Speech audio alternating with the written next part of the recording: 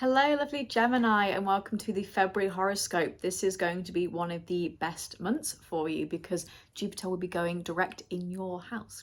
So let's start it off. We have a very lovey-dovey energy to begin with, Gemini. 1st of February, Venus in Pisces conjunct Neptune in Pisces in your 10th house of career.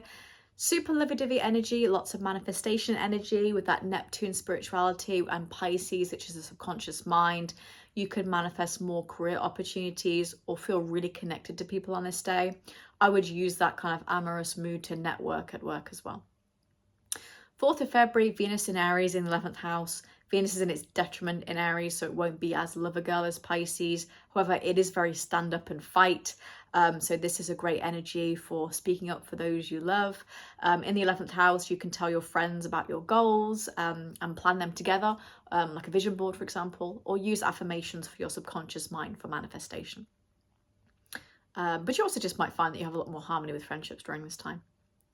4th of February, Jupiter in Gemini, 1st house of self, boom.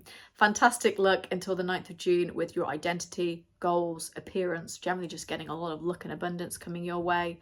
You could see a boost in finances, love, and how you feel about yourself since Jupiter is the planet of expansion. And you could also use this time to manifest and try your luck, as it were. Obviously, Jupiter was retrograding in Gemini and now it's going direct. I've said this before as well, because of Gemini being that communication planet ruled by Mercury, blah, blah, blah.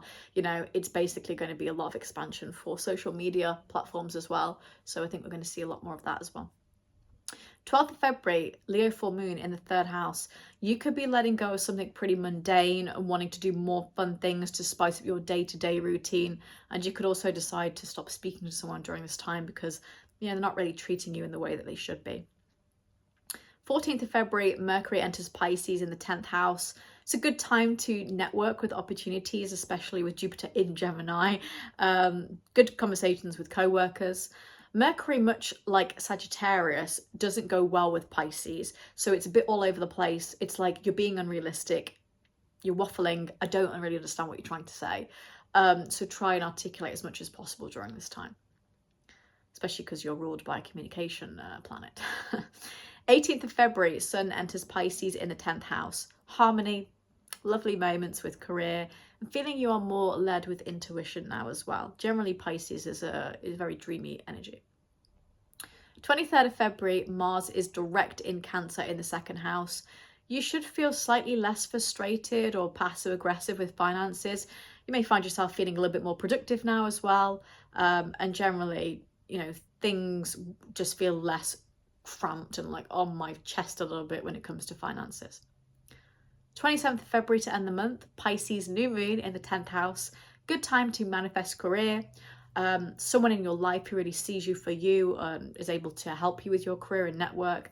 It's a good time to really manifest the public seeing you in a positive way. And also a good time to do something a little bit more creative with your career as well and kind of step outside the box.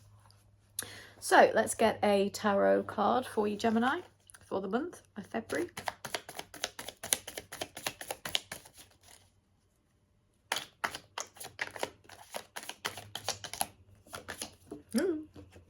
Nine of Cups. I love this card actually. It always gives me just strategic advantage. You have a successful advantage over someone else. And that advantage is that you have Jupiter direct in Gemini in your 1st house itself. So all the cards have been so accurate today. But I think that makes a lot of sense because, it's also very like nice, emotional, lovey energy as well with that Cups. So that works with the Pisces energy. Generally, I like this a lot. Things are blossoming, things are being watered and looked after. So again, Jupiter, the planet of expansion and growth. Things are growing for you in a very successful way. So Gemini, you're going to have a lovely, lovely month. And I know a lot of people say to me, well, I have, I'm a Gemini and I had Jupiter in Gemini last year and I wasn't very lucky. And you really have to look at your natal chart and what's around it because Jupiter expands what's near it. So you've got a really bad Mars placement next to Jupiter. It's going to expand that.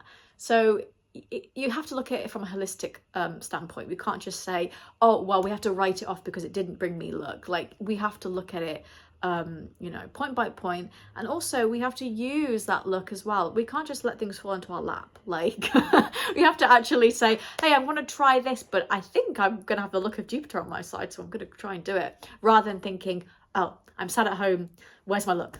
You know, that can happen too, but we are co-creators in the universe, so we do have to do a little bit ourselves as well.